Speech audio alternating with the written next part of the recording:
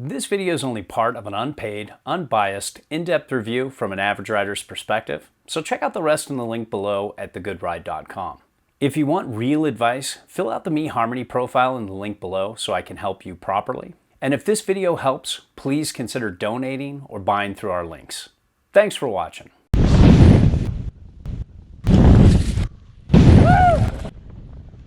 Welcome to The Good Ride, where we make porn for snowboard gear, except this porn you can watch in the library, you dirty old sons of bees.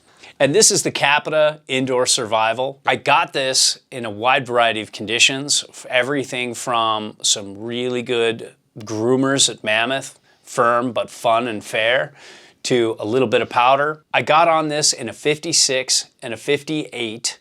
The 58 is what you see here. Davey got on, I think, the 58 wide at Mammoth. And I rode this primarily with my Burton Kendos and Union Atlas. And I rode this with my Union Force bindings and size 12 Burton Ion boots.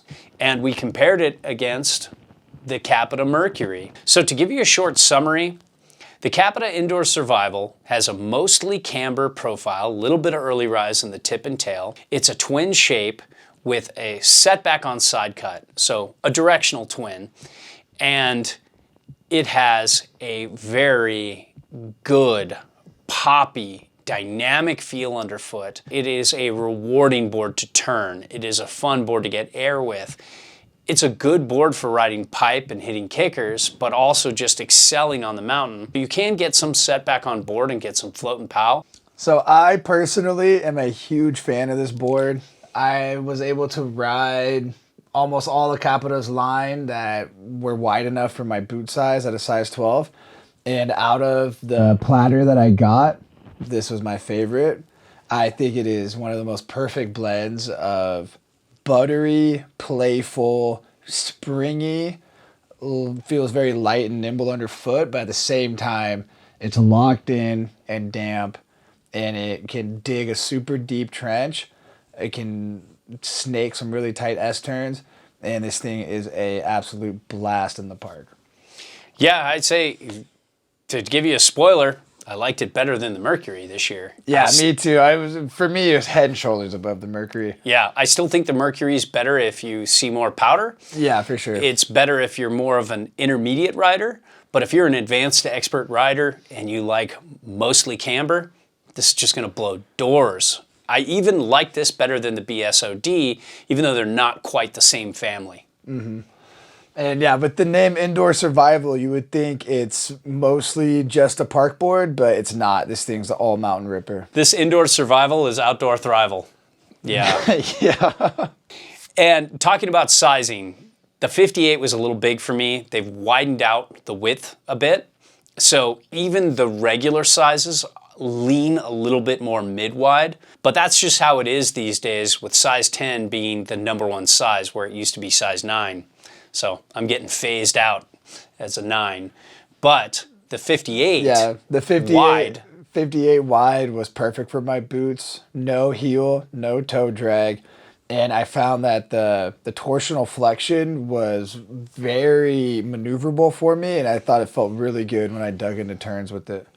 And the 56 was perfect for me. I thought that would be the board I would buy. It's a board I'd love to own. And one thing though, there is a death grip on this, and death grip means a little extension in the middle. It's a little bump right here.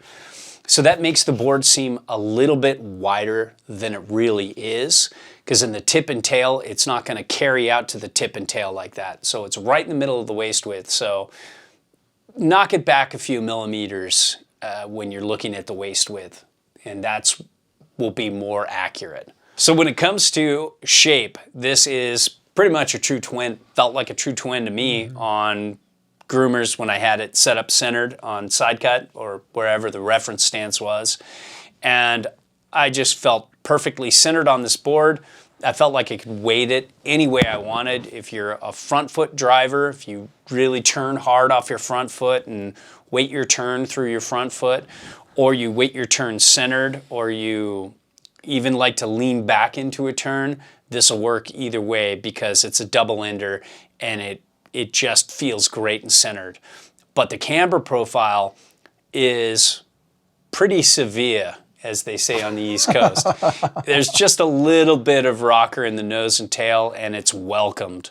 But this is almost like full camber, so it definitely feels way more catchy, way more technical than the more stable, forgiving, easy skidding to turn kind of Mercury here. It was kind of there with the black Snowboard of Death as well, which is flat in the back to camber to early rise. That felt pretty technical and locked in too, but this is definitely a step above the Mercury. So if you want something easy to skid turns with, you're not always on your game, you want the Mercury. But if you want to step it up a little bit and get that extra pop, get that extra drive, get that just fun locked in feel, and still not have it be as bad as camber, you've got this guy right here.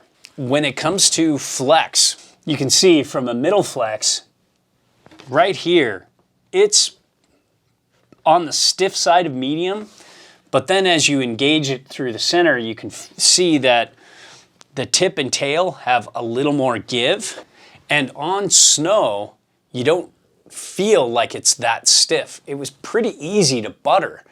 And I think that's one of the cool things that Capita does with their overall construction and flex personality. They give this board that pop, that dynamic feel. It feels a little bit on the light side of things, that light, ultralight poppy. But this thing pops for days. It's a spring master. It's easy for average riders like Davey and I to access that pop, and it just gives you so much when you engage. When it comes to speed, the base glide on this is pretty good. There is you can hear that, a decent amount of structure on this base, and that can be problematic sometimes in good snow and groomers. It can feel a little grabby. I didn't really like the structure this year, but these are demo boards, so maybe the production model will be a little better. You really have to give it a good wax and really kind of bury that structure for the powder. And then in spring, these grooves are just going to be your best friend, because that structure will just help you keep your speed in wet, soft, slushy snow. It's going to do so much better there. In terms of dampness, when you point it, I was pretty impressed with this in a 56 and a 58. We had a lot of good conditions, and we didn't really stress test it in uneven snow, like hard micro bumpy snow and really, really messy, nasty into the day snow. But what uneven terrain we got it in, I didn't feel like the personality was changing too much. And sometimes that can happen with Capita's construction. Just the dampness of the board just disappears, and it just starts bucking you and bouncing you around, and you can't set your line. You can't keep your edge set on a turn. This, I never had it buck and bounce me out of place, so that was pretty good. Now, when it comes to edge hold, I love the addition of the death grip. It seems like it's back throughout the line. It was starting to fade away, and more boards were made without it. And they brought it back, and we noticed on some harder days, like especially when we were riding up in Mammoth, there were some hard patches and some places where we needed good grip, and this did really well. And testing it against other boards with more disruption in the side cut, I found like this was hanging, and Capita really stepped up their edge hold. Maybe again though, it's a demo model and we didn't get it tuned correctly like they do in production. But however it is now, I really like it. Yeah, I agree. We were taking it. It was one of those days where down lower half of the mountain was a little sticky and a little slushy, and the top part of Mammoth was just a brick. Yeah. And we were coming in off the Cornice run, super steep, super dense snow, and this thing was gripping, carving the face cleanly, didn't slide out, didn't feel uncomfortable, locked in, and stable. And don't be scared by the name. Death Grip will save your life if you're on some ice. Yes. And when it comes to turning and carving, you think a board with the name Indoor Survival would not be that great. But again, Yeah. it's outdoor thrival. It Yeah. is just, it was just carving up a storm. And switching back and forth between the Mercury and this, I was just like, put me back on the Indoor Survival. This thing is just so much more dynamic and springy out of a turn. It had such a better turning experience overall than the Mercury. The Mercury felt a little dull, Yeah. a little boring. Again, the Mercury is much more forgiving. It's a little bit better in powder because it has more early rise. It has more of that recognizable hybrid camber that most people are used to, with a lot of rocker and a medium amount of camber. It's still good. It still has good spring out of the turn. It's not a slouch by any means, but this is just really special. This is just a step behind full camber.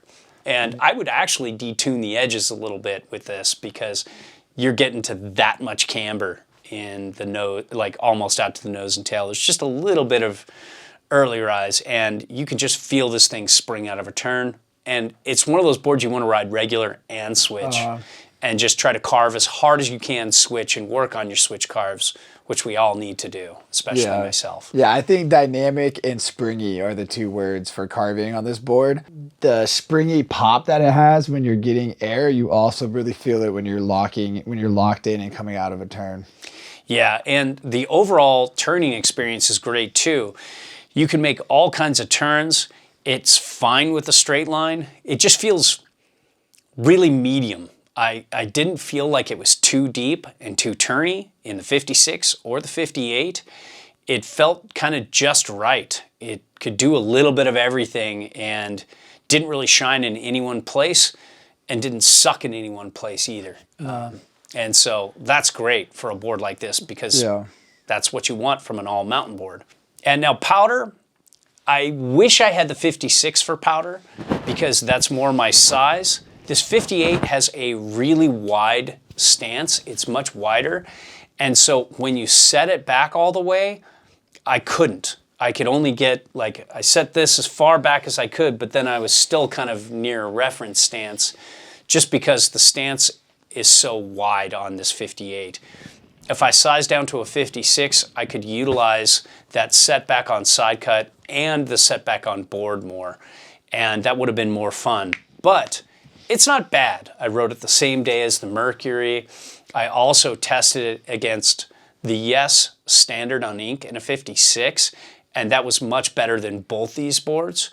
But this was still pretty good, and if I got a little bit more setback on board, I think this would be very doable. It's not going to thrive. If you want something better in powder, you want like something like the Navigator, or get this and get a spring break board, maybe the Powder Pill or the Powder Glider. That would be a perfect two-board quiver. I would kind of want to get off this as it's starting to get above my knees. When it comes to park riding, I didn't ride much park. I took it through the pipe once.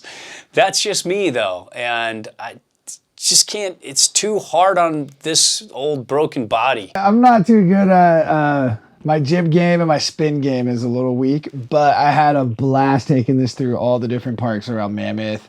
It was very comfortable on all the different size booters. I think the biggest one I went off of was maybe a 30-footer, and it was super fun. Just approaching all these small hits that I do, going small, going Kitty Park Hero, I loved it. And I thought this was just, it just tracked really well into a jump, landed really well. It has that nice kind of straight liney personality that you need for tracking into a good kicker, where it feels stable and you don't feel like you have to be turning too much to get that air. And I loved it. And I don't want to jib with this. It's a little too stiff for me. Really, I'd rather be on the Navigator in Camber, or flat to rocker, which is kind of like the new horoscope. Those are much better for that. But this, I just think, is great in pipe and great for kickers. So overall, I love this board. This was the highlight of my Capita experience this season. A big surprise. I liked this in the past, but I didn't love it. Somehow this year, Capita's constantly tweaking their construction, their core profiles, just doing little things all the time to kind of build this board and other boards in their line up. And this year for 2023, this is a board I'd like to own and have in a 56. I think it's very recommendable. I would only go Mercury if you just need something a little more forgiving and you're only doing a one board quiver and you want something a little better in powder, but just by like a little bit. Overall, absolutely love the Indoor Survival. I think it was same here. I thought it was the standout of the Capita line for me, and I thought it was one of the most fun boards I've ridden this year. I said this earlier and I'll say it again. I think it's the perfect blend of playful, dynamic, springy out of the turn, super poppy, but it's also damp and locked in and stable.